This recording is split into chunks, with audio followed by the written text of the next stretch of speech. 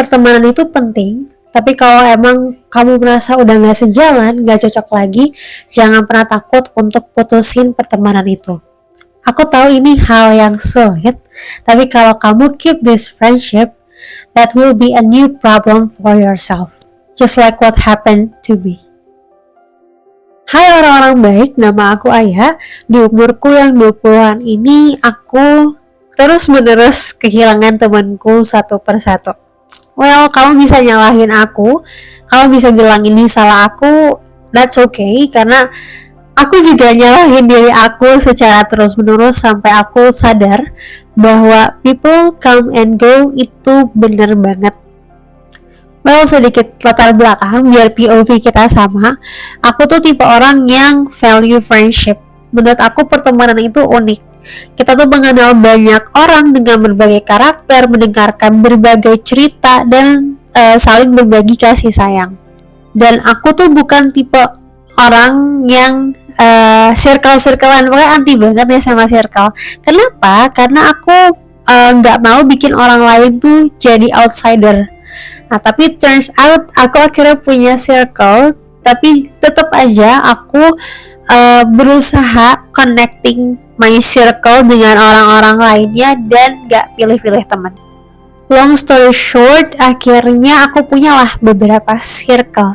Tapi hidup itu kan terus maju, gak bisa kita mundur nih, gak bisa kita pause, dan semua orang itu punya jalan hidup yang berbeda-beda.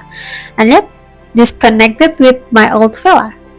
Aku dari dulu tuh selalu berusaha ngumpulin teman-teman aku. Di sini aku nggak taking credits, but that's the truth. That was me until several months ago, and now I am disappointed. Akhirnya aku berhenti melakukan itu semua. Aku sadar bahwa kita nggak bisa selalu keeping this beloved ones to always stick with us, together with us. Kita nggak bisa control what is on their mind, or even force them to have same path with us. Aku rasa ini pertanda bahwa it's time to say goodbye.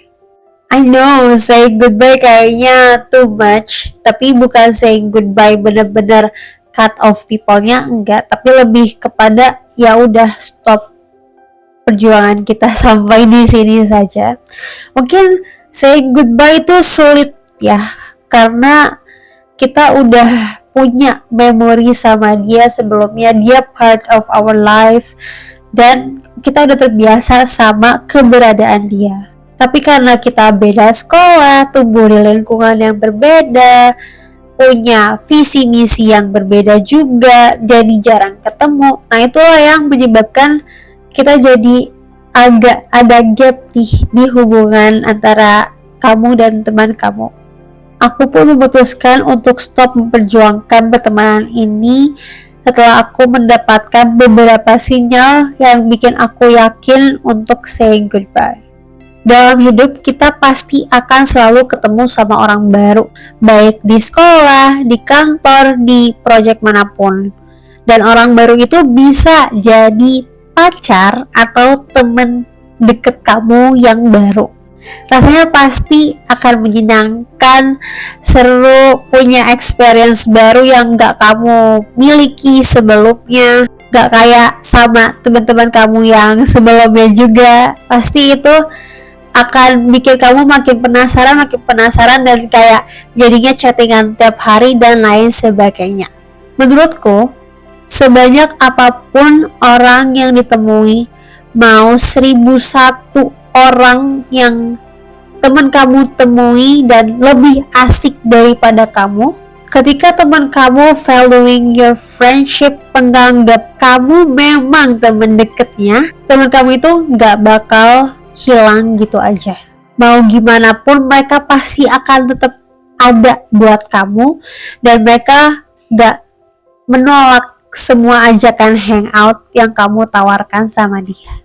Buat aku pribadi, kejujuran itu adalah hal yang penting. Komunikasi dan kejujuran itu adalah fondasi yang kuat untuk suatu hubungan. Aku merasa bahwa ketika kita bisa jujur dan mengkomunikasikan semua hal, itu lebih baik, walaupun terkadang akan bikin perasaan gak nyaman antara kamu dan teman kamu itu. Lebih baik jujur dan gak nyaman sementara waktu dibandingkan kamu gak jujur dan malah jadi merasa bersalah untuk waktu yang cukup lama. Ketika kamu harus memilih kata yang tepat sebelum ngomong sama teman kamu itu berarti kamu gak bisa jujur sama teman kamu. Kamu gak bisa secara bebas memberikan pendapat ke dia karena kamu takut nyakitin hati dia lah atau apapun itu. Dan itu rasanya pasti gak nyaman banget, kayak ada hal yang ketahan gitu. Padahal ya niat kamu jujur itu ya pasti baik gitu. Walaupun memang jujur itu sakit, tapi pasti itu niatnya baik. Tapi malah kamu harus menahan rasa gak nyaman itu karena kamu takut nyakitin hati teman kamu itu. Padahal good friendship itu harusnya kamu bisa ngomong dengan nyaman apapun itu. Itu adalah salah satu tanda bahwa gak adanya kepercayaan. Ditambah lagi kalau misalnya kamu witnessing teman kamu yang satu itu ngomongin dan ngejelekin teman kamu yang lainnya padahal masih di circle yang sama, tapi pas ketemu as if nothing happened guys, kayak baik-baik aja gitu. Well, dia aja bisa dan berani jelekin teman kamu yang masih satu circle, dan hal itu tidak menutup kemungkinan di masa yang akan datang kamu akan menjadi orang selanjutnya yang mungkin dijelekin atau diomongin sama dia. Karena orang tumbuh di lingkungan dan dengan cara yang berbeda, kamu gak bisa berharap bahwa teman-teman kamu itu berperilaku, berpikir, dan menunjukkan kasih sayang the same way as you did. Itu nggak bisa. Semua orang itu punya cara yang berbeda untuk menunjukkan kasih sayangnya dan juga berperilaku. Emotionally mature friend akan paham bahwa setiap orang itu pasti punya karakter yang berbeda-beda dan nggak selalu bisa memenuhi kebutuhan emosional setiap orang. Nah, mungkin kalau misalnya mau cari temen yang lain yang bisa fulfill needs mereka, ya it's okay, it's fine. Tapi ketika temen kamu itu jadi membuat sebuah perbandingan antara teman yang satu dan diri kamu, itu jadi gak sehat. Kalau lu gak punya waktu sih buat hangout sama gue, padahal dia bisa tuh hangout sama gue, kok lu gak pernah ngerespon dengan baik sih kalau gue curhat, padahal dia bisa ngerespon gue sih. Kalau udah ngebandingin kayak gitu, ya stay away from people yang cuma bisa nunjuk atau menyalahkan kekurangan kamu, tapi mereka nggak pernah ingat dan menghargai apa yang kamu punya, apa yang udah kamu berikan. Ketika kamu dari bayi sampai sekarang masih mempertahankan value yang baik, mau dari segi akademis atau segi kehidupan in general, tapi teman kamu itu nggak bisa menghargai value kamu dan malah judging atau blaming yourself, biarkan aja dia pergi. And masih banyak tanda-tanda lainnya yang bisa mungkin makin meyakinkan kamu bahwa it's time to say bye-bye to your old friendship. Kembali lagi, tujuan video aku ini nggak mengencourage kalian untuk langsung bener-bener mutusin pertemanan kalian, enggak. Kalau masih bisa dipertahankan, kamu masih mau effort dan masa mental health kamu aman, it's okay, just do it. Pertahankan pertemanan itu kalau memang worth it. Aku di sini cuma berbagi cerita aja berdasarkan pengalaman pribadi aku. Dan kalau pada akhirnya kamu memutuskan menyudahi pertemanan kamu itu, satu hal yang harus kamu selalu pegang dan selalu kamu ingat, bahwa kita tetap harus selalu baik sama siapapun itu.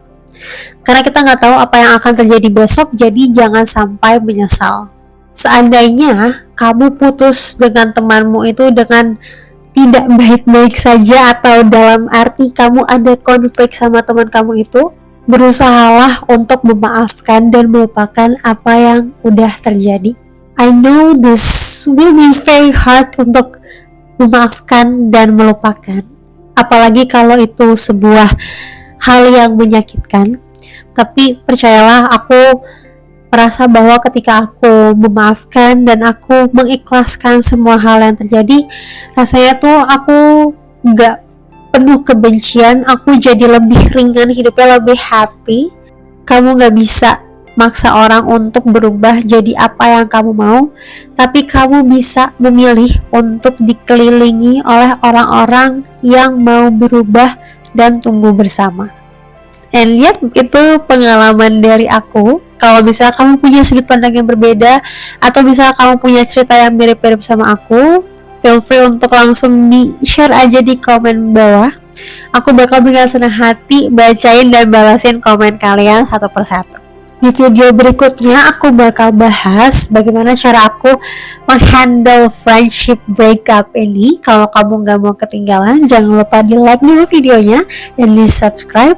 Dan dengan langkah-langkah kecil, yuk kita tetap berprogres.